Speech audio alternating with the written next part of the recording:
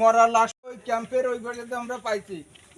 মরা লাশের পর তো এবার আমরা আইন আদালতের কাছে গেছি, এই চিঠি দিবানি এই করে করে আমাকে এই 2-3 মাস চলে গেলো। আমরা কোনো টাকা পয়সা দিতে হয় না, আমার কোনো বিচারও হয়নি, বুঝতে পারছেন। আমরা সব জায়গায় কম বেশি চেষ্টা করছি, যদি বড় বড় নোট দিতে পারতাম তাহলে আমাকে বিচার ঠিকই হতো।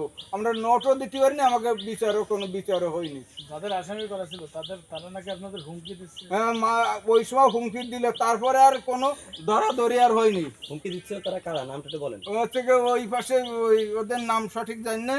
তারপরে মেন যে আসামি যারে দিছি, বুঝতে পারছেন, যারে আসামি দিছি সেইটি আর কি তার লোকজন আর কি আমাকে হুমকি দিছে।